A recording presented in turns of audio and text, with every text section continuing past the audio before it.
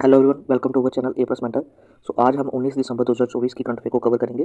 तो चलिए शुरू करते हैं। तो सबसे पहले आपकी स्टेटमेंट है, consider the following statement with respect to INS Nirdeshak. तो आईएनएस निर्देशक के रिलेटेड आपको दो स्टेटमेंट दिए हैं, तो आपको बताना है कौन सी स्टेटमेंट जो है वो करेक्ट है। तो ये जो आईएनएस निर्देशक है, इसको कमीशन किया गया है विशाखापट्टनम के डॉकयार्ड पे। तो 18 दिसंबर को इसको कमीशन किया गया था। और ये सर्वे वेसल प्रोजेक्ट जो कि इंडियन नेवी का प्रोजेक्ट है, ये तो ये उसके अंडर जो है एक सेकंड शिप जो है ये बनाई गई है। तो इसके साथ साथ ये किसके द्वारा बनाई गई है, ये आपकी शिप बनाई गई है garden reach ship builder and engineers के द्वारा कलकत्ता में जो है। अब इसका क्या एम रहेगा, इसको डिज़ाइन किया गया है आपको हाइड्रोग्राफिक और ओशिनोग्राफिक सर्वे के लिए। तो इसके तहत किया जाएगा जो अंडर वाटर मैपिंग की जाएगी, जिसके थ्रू हमें हेल्प मिलेगी मैरीटाइम ऑपरेशन परफॉर्म करने के लिए। और नेविगेशन में ये क्या करेगा, असिस्ट करेगा ये वाला शिप। तो ये आपका किसके द्वारा बनाया गया है, garden reach ship builder and engineers के द्वारा। तो अब इसमें जो चार इक्विपमेंट्स, जो इंपॉर्टेंट इक्विपमेंट्स जो लगे हुए हैं वो कौन कौन से हैं। इसमें पहला इक्विपमेंट आता है hydrographic data acquisition and processing system. और सेकंड जो इक्विपमेंट है वो कौन सा है, advanced satellite based navigation and communication system. और इसके साथ आपको सेंसर्स लगे हैं, सब surface sensors for detailed under water terrain charting के लिए। और उसके साथ ऑटोनोमस अंडर वाटर व्हीकल्स और रिमोटली ऑपरेटेड व्हीकल्स। तो ये क्या है, ये जो दोनों vehicles, autonomous under water vehicle और रिमोटली ऑपरेटेड व्हीकल्स, ये अंडर वाटर मैपिंग करेंगे इसके थ्रू। इन व्हीकल्स में क्या सेंसर्स वगैरह लगे होते हैं, जिसके थ्रू ये क्या करते हैं, मैपिंग वगैरह करते हैं। तो ये जो हमारी आईएनएस निर्देशक है, तो ये किस लिए बनाई गई है, ये आपके हाइड्रोग्राफिक और ओशिनोग्राफिक सर्वे के लिए इसको डिज़ाइन किया गया है। तो यहाँ पे जो हमारी फर्स्ट स्टेटमेंट है, it is built by garden reach ship builders and engineers. तो ये स्टेटमेंट हमारी को क्या है, करेक्ट स्टेटमेंट है ये हमारी।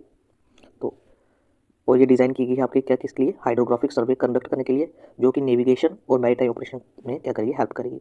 तो दोनों स्टेटमेंट्स जो है वो करेक्ट स्टेटमेंट्स हैं। तो C is the right option. Next हमारा आता है, consider the following statement with respect to international solar alliance. तो अभी रिसेंटली जो है इंटरनेशनल सोलर अलायंस जो है वो न्यूज़ में रहा है। तो इंटरनेशनल सोलर अलायंस क्यों न्यूज़ में है, अभी इंटरनेशनल सोलर अलायंस का जो फ्रेमवर्क एग्रीमेंट है उसको साइन किया गया है मोल्डोवा के द्वारा।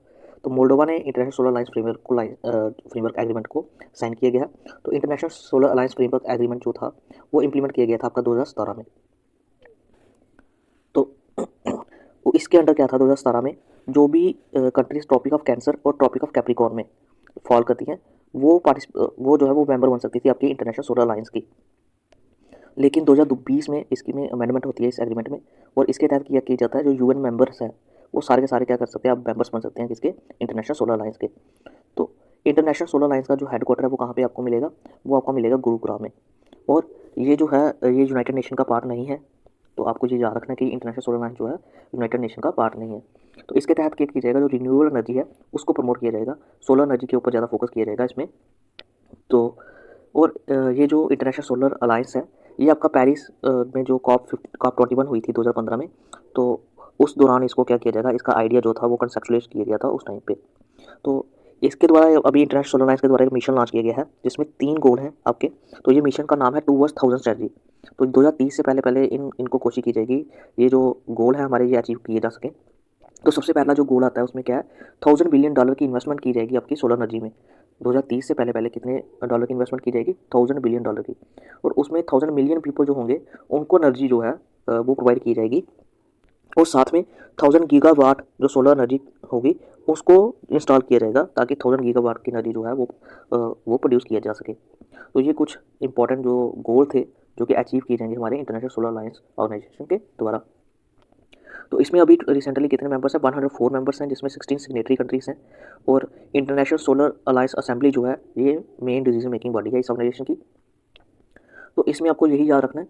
तो अभी रिसेंटली जो मोल्डोवा है, जैसे मैंने बताया आपको, international solar alliance framework agreement को इसने साइन किया है। तो इसका हेडक्वार्टर कहाँ पे मिलता है आपको, गुरुग्राम में। तो पहली स्टेटमेंट क्या है, करेक्ट स्टेटमेंट है। तो सेकंड जो है, international solar alliance is a part of United nation. तो ये स्टेटमेंट जो है वो फॉल्स स्टेटमेंट है, ये यूनाइटेड नेशन का पार्ट नहीं है।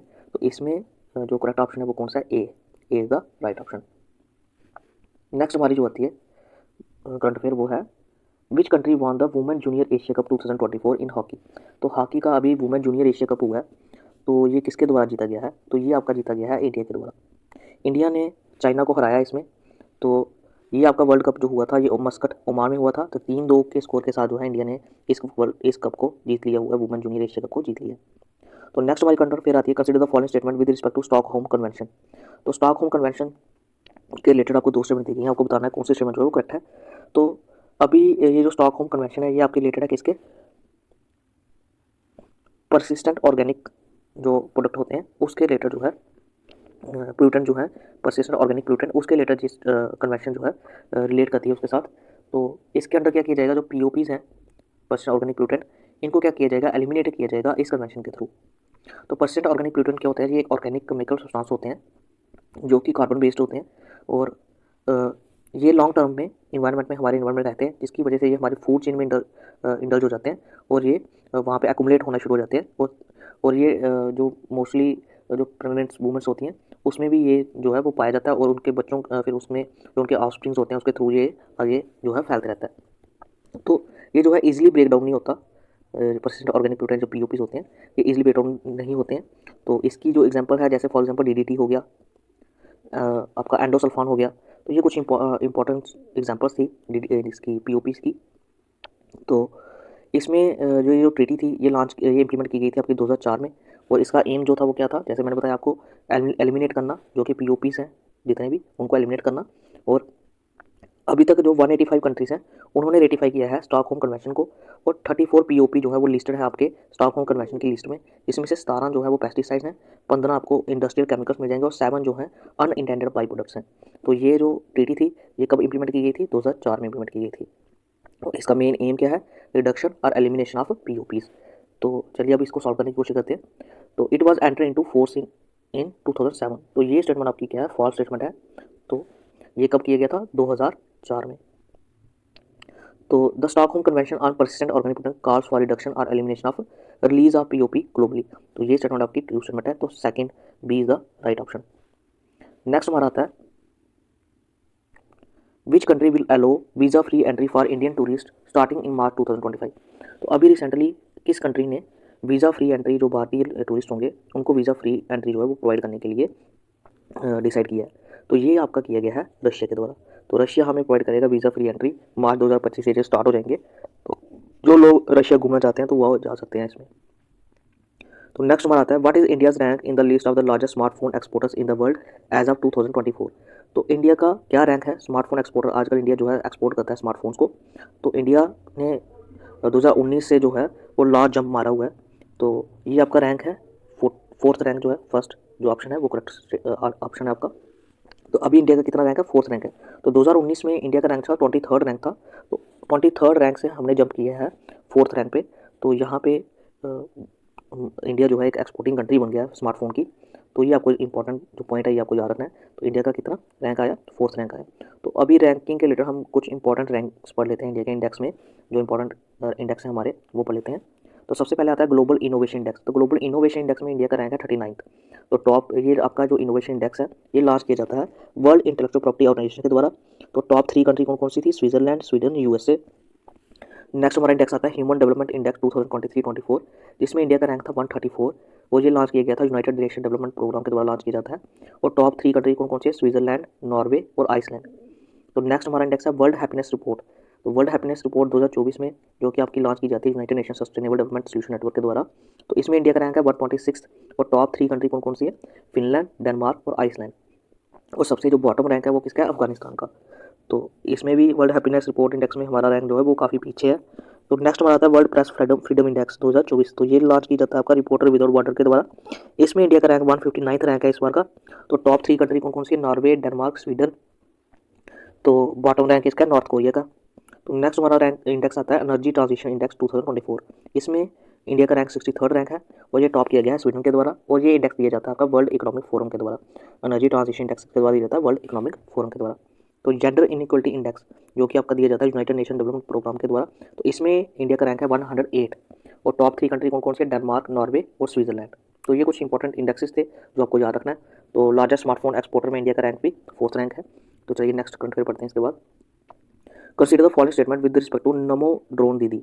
तो अभी रिसेंटली लॉन्च की गई है स्कीम, नमो ड्रोन दीदी स्कीम। ये लॉन्च की गई थी आपकी 2023 में। तो ये अभी रिसेंटली न्यूज़ में रही है।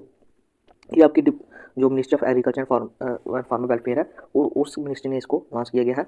और ये एक सेंट्रल सेक्टर स्कीम है, सेंट्रल सेक्टर स्कीम है ये। इसके अंदर क्या किया जाएगा, जो वुमेन सेल्फ हेल्प ग्रुप हैं उनको प्रोवाइड की जाएंगे ड्रोन फैसिलिटी प्रोवाइड की जाएगी वुमेन सेल्फ हेल्प ग्रुप को। तो ये 2023 से 2026 तक जो इस स्कीम को इम्प्लीमेंट करने की कोशिश की जाएगी। तो ये कौन सी सेंट्रल सेक्टर स्कीम है। और इसके साथ ही अभी जो है जो फर्स्ट फेज है इसमें जो 3090 सेल्फ हेल्प ग्रुप है उनको डिस्ट्रीब्यूट किए जाएंगे ड्रोन्स। तो ऑलमोस्ट 15,000 ड्रोन जो है वो प्रोवाइड किए जाएंगे 2023 से 26 तक। कितने ड्रोन प्रोवाइड किए जाएंगे? 15,000 ड्रोन जो है वो प्रोवाइड किए जाएंगे। तो ये स्कीम आपकी आती है किसके अंडर? दीनदयाल अंत्योदय योजना नेशनल रूरल लाइवलीहुड मिशन के अंदर आती है। तो इसमें 3 डिपार्टमेंट आपके पार्टिसिपेट करने जो है इसको इंप्लीमेंट करने की कोशिश करेंगे।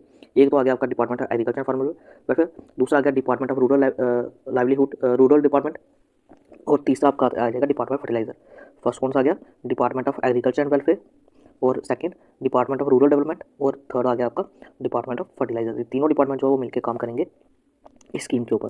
तो 15,000 ड्रोन्स जो है वो प्रोवाइड किए जाएंगे आपके 2023 से लेकर 2026 तक, और फर्स्ट फेज में 3090 जो ड्रोन्स हैं उसकी सर्विस जो है प्रोवाइड की जाएगी। तो ये क्या है? सेंट्रल सेक्टर स्कीम है जो लॉन्च की गई थी 2023 में। तो इसमें जो फर्स्ट स्टेटमेंट है वो आपकी फॉल्स स्टेटमेंट है, ये सेंट्रल सेक्टर स्कीम है ना कि सेंट्रल स्पॉन्सर स्कीम। तो और ये क्या है? तो ये प्रोवाइड करेगी आपको ड्रोन प्रोवाइड करेगी जो वुमेन सेल्फ हेल्प ग्रुप है, तो रेंटल सर्विस पे। तो एग्रीकल्चर पर्पस में जो है ये फैसिलिटीज़ प्रोवाइड करेंगे आपको। लिक्विड फर्टिलाइजर अगर आपने स्प्रे करनी है या पेस्टिसाइड स्प्रे करनी है तो आप ड्रोन के थ्रू जो है इनको स्प्रे कर पाओगे। तो इसमें जो है B is the correct option, तो 2 ओनली इज द आंसर। तो नेक्स्ट हमारा आता है on which date is pensioner day observe annually in India.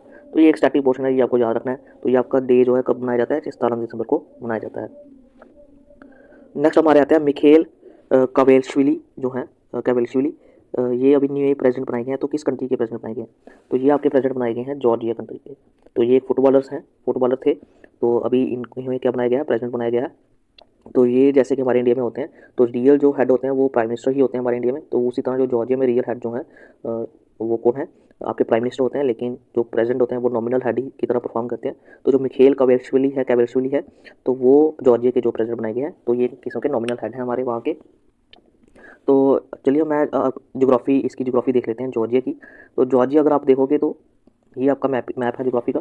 तो इसमें आप देखोगे जो जॉर्जिया है उसके नॉर्थ में आपको माउंटेन्स मिलेंगे, कैकेशस माउंटेन। तो कैकेशस माउंटेन जो है आपको नॉर्थ में मिलेंगे। तो उसके नॉर्थ में आपको रशिया मिल जाएगा। तो वेस्ट में आप देखोगे तो ब्लैक सी मिल जाएगा आपको। साउथ में टर्की, अर्मेनिया और एजरबाईजान जो है वो मिल जाएंगी। तो जो इंपॉर्टेंट रिवर्स हैं इसमें जो फ्लो करती हैं वो कौन सी है? रियोनी रिवर और कूरा रिवर। तो ये इंपॉर्टेंट रिवर्स हैं। तो लेसर काकेशस भी आपको कैकेशस जो है आपको साउथ में ये माउंटेन रेंज मिल जाएगी। तो कैकेशस माउंटेन आपको कहाँ पे मिल जाएंगे? जॉर्जिया में। तो माउंट एलेब्रस जो कि हाईएस्ट पॉइंट है यूरोप का, लगभग 18,481 फीट की हाइट है इसकी। तो ये यूरोप का हाईएस्ट पॉइंट है। तो ये कुछ आपको इंपॉर्टेंट पॉइंट्स हैं जो आपको याद रखने हैं। तो नेबरिंग कंट्रीज, नेबर बॉर्डर्स कौन कौन से हो गए? रशिया, टर्की और अजरबैजान, ये 4 कंट्रीज हैं जो कि इसके साथ बाउंड्री शेयर करते हैं। उसके अलावा ब्लैक सी भी इसके साथ बाउंड्री शेयर करती है। तो ये आपको याद रखना है यहाँ पे। नेक्स्ट हमारा आता है Kaleshwaram lift irrigation scheme is associated with which state. तो जो कालेश्वरम लिफ्ट इरिगेशन स्कीम है ये आपकी किस स्टेट के द्वारा जो है एसोसिएट की जाती है? तो ये की जाती है आपकी तेलंगाना के साथ। तो तेलंगाना जो है अभी नेशनल डैम सेफ्टी अथॉरिटी जो है हमारी, उसने क्या किया? फाइनल रिपोर्ट सबमिट की है इस इरिगेशन स्कीम की। तो ये जो हमारा प्रोजेक्ट है कालेश्वरम लिफ्ट इरिगेशन प्रोजेक्ट, ये आपको कहाँ पे मिलेगा? गोदावरी रिवर के ऊपर मिल जाएगा। और कालेश्वरम नाम की जगह रीजन है जो कि तेलंगाना में पाया जाता है। तो वहाँ पे आपको ये जो प्रोजेक्ट है वो देखने को मिलेगा। तो ये थे आज के कुछ इंपॉर्टेंट करंट अफेयर। तो thanks for watching our lecture. Please subscribe and share our video.